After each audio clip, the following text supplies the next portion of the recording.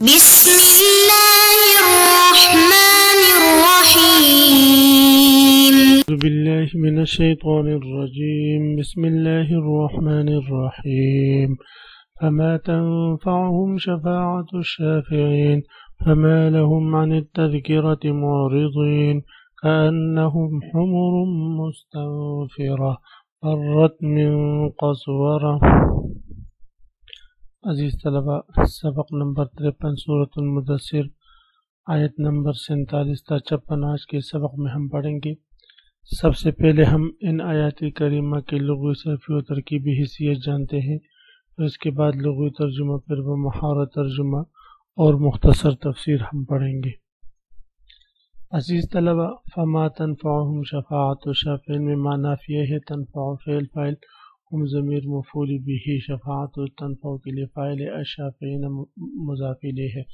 فما لهم عن التذکرۃ ما استفہامیہ مبتدا، لهم ظرف مستقر اس کے لیے خبر ہے، ہم ضمیر ذو الحال ہے، عن التذکرۃ متعلق بمورزین کے ہم مورزین یہ حال واقع ہے۔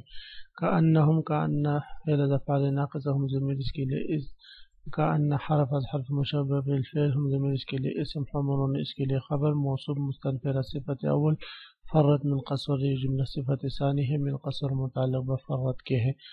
بل حرف اعراض یرید فعل کل امرئ مرکب اضافی اس کے لیے فاعل، امرئ موصوف منہم ظرف مستقر اس کے لیے صفت ہے۔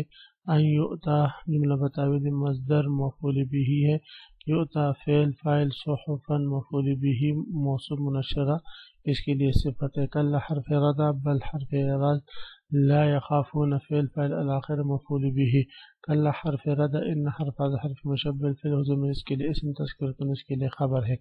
فمن اسم موصول مبتدا، شاء یہ اسم شرط مبتدا، شاء یہ جملہ شرط ہے، ذکرہ یہ جملہ جزا ہے۔ وما یذکرون الا ان یشاء اللہ، ما نفی یذکرون فعل فاعل الا حرف استثناء، ان یشاء اللہ جملہ مستثنی متصل، یشاء فعل لفظ اللہ اس کے لیے فاعل ہوا، مبتدا افضل التقوی مرکب اضافی اس کے لیے خبر ہے، واہل المغفرہ کا عطف اہل التقوی پر ہے۔ فما تنفعهم شفاعت الشافعین لغوی ترجمہ اور ساتھ ساتھ لغوی صرفی تحقیق، بس نفع نہیں دے گی ان کو شفاعت الشافعین سفارش کرنے والوں کی سفارش۔ نفع ینفع کا معنی آتا ہے نفع دینا، ہم ضمیر یہ مجرمین کی طرف راجع ہے، ان مجرمین کو نفع نہ دے گی شفاعت الشافعین سفارش کرنے والوں کی سفارش، شافعین جمع شافع کی سفارش کرنے والا۔ فما لهم عن التذکرۃ معرضین تو کیا ہوا انہیں وہ نصیحت سے اعراض کرنے والے ہیں، کیا ہوا انہیں عن التذکرۃ کہ وہ نصیحت سے یعنی قرآن پاک سے، معرضین اس حال میں کہ وہ اعراض کرنے والے ہیں۔ کأنہم حمر مستنفرہ گویا کہ وہ گدے ہیں باگے ہوئے، حمر یہ گدے ہوئے تھے، مستنفرہ باگے ہوئے اور بزکنے والا اور جو ہے متنفر ہونے والا گدھا۔ فرت من قسورہ جو باگے جاتے ہیں شیر سے، قسورہ کا ایک معنی آتا ہے شیر کے، قسورہ کا دوسرا معنی آتا ہے اس شکاری کے جو نشانے پر اپنا نشانہ لگائے، جو باگے جاتے ہیں من قسورہ شیر سے یا جو باگے جاتے ہیں شکاری سے۔ بل یرید بلکہ چاہتا ہے کل امرئ ہر مرد، منہم ایسا مرد جو ان میں سے ہو، ان یؤتا صحفا منشرہ کہ دیے جائے ان کو صحیفے کھلے ہوئے، ایسے صحیفے دیے جائے جو کھلے ہوں جس میں ان کے اعمال بالکل واضح ہوں۔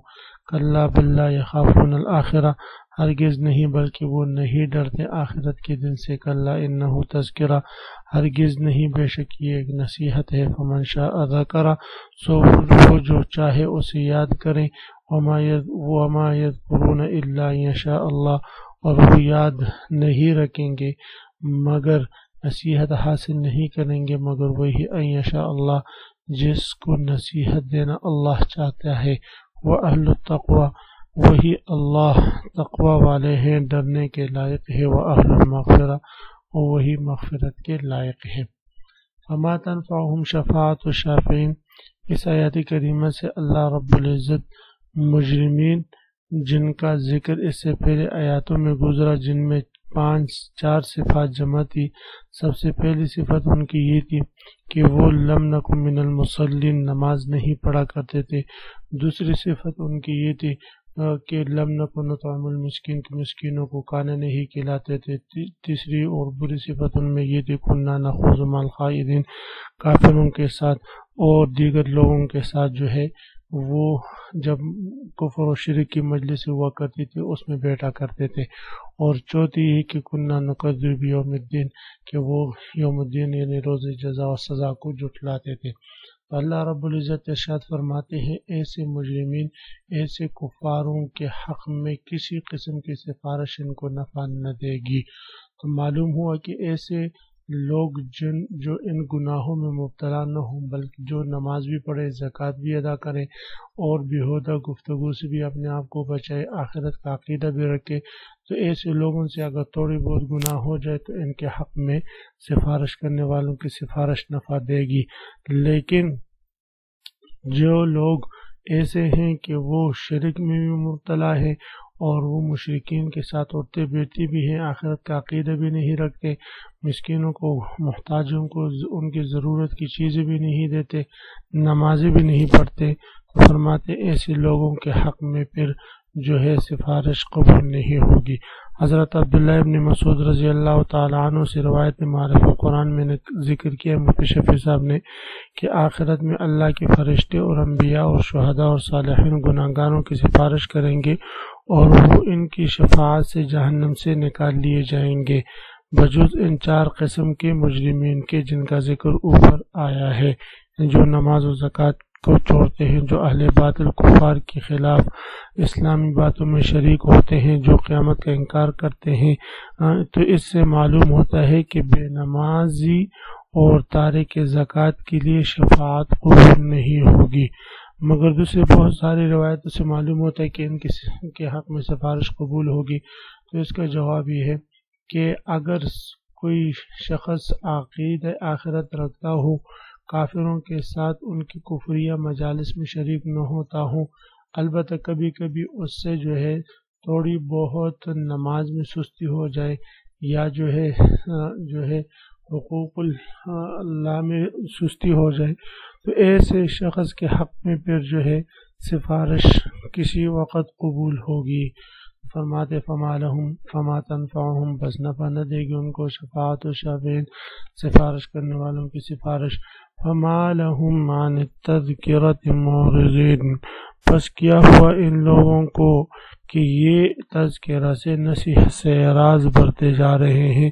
تذکرہ لفظی معنی یاد دلانے والی چیز کے ہیں، یہاں پر اس سے مراد قرآن پاک ہے۔ قرآن پاک کو اللہ تعالیٰ نے مختلف صفات کمال سے نوازا ہے، تو قرآن پاک کی صفات کمال میں سے ایک صفت یہ بھی ہے کہ یہ تذکرہ ہے، یعنی اللہ رب العزت کی تمام صفات، اللہ رب العزت کی رحمت اور غضب، ثواب اور عذاب کو یاد دلانے والی اور مسلمان کو متنبہ کرنے والی کتاب ہے۔ تو یہ لوگ اس کتاب سے اعراض کیے جا رہے ہیں، کأنہم حمر مستنفرہ، گویا کہ یہ بہتکے ہوئے متنفر گدے ہیں، فرت من قسورہ، جو بھاگتا ہو من قسورہ، شیر سے یا شکاری سے۔ تو معلوم ہوا کہ قرآن پاک ایک شیر ہے، ایک شکار ہے، جو گناہگار اس کے پاس آئے گا تو یہ قرآن پاک اس کو اپنے شکار میں، اپنے گرفت میں لے لے گا، لیکن جو اس سے دور بھاگے گا تو اس کے لیے کچھ بھی نہیں ہے۔ بل یرید کل امرئ منہم ان یؤتى صحفا منشرا، بلکہ چاہتے ہیں ان میں سے ہر ایک کہ ان کے اعمال نامہ انہیں دیے جائے کھلے ہوئے، یعنی ان کے اعمال نامہ کھلے اوراق کی صورت میں ان کو ملے۔ کلا بل لا یخافون الآخرہ، ہرگز نہیں، پر وہ ڈرتے نہیں آخرت سے۔ کلا انہ تذکرہ، ہرگز نہیں، کوئی نہیں، یہ نصیحت ہے، یہ قرآن تو ایک نصیحت ہے۔ فمن شاء ذکر، بس جو چاہے اس کو یاد کر لے، نصیحت حاصل کر لے۔ وما یذکرون الا ان یشاء اللہ، لیکن نصیحت حاصل نہیں کرتا مگر وہی جس کو نصیحت دینا اللہ چاہے. وَأَهْلُ التَّقْوَى یعنی وہ اللہ اس لائق ہے کہ اس سے ڈرا جائے. اہل تقوی کا مطلب یہ ہے کہ وہ اس کا بات کا مستحق ہے کہ ڈرا جائے اس سے، اسی کا خوف اپنے دل میں رکھا جائے، مخلوق میں سے کسی اور کا نہیں. وَأَهْلُ الْمَغْفِرَةِ اور وہی اللہ بڑے مغفرت والے ہیں، یعنی وہ ایسی ذات ہے جو بڑے بڑے مجرم گناہ گاروں کو اس کے سب گناہ جب چاہتے ہیں بخش دیتے ہیں، اور کسی کا یہ ہمت نہیں، کسی کی یہ بس نہیں. عزیز طلبہ، اسی کے ساتھ آج کے سبق کا اختتام ہوا. آپ حضرات اس کو خوب غور سے سنیں سمجھیں. اللہ ہم سب کا حامی و ناصر ہو. آمین. وآخر دعوانا ان الحمد للہ رب العالمین.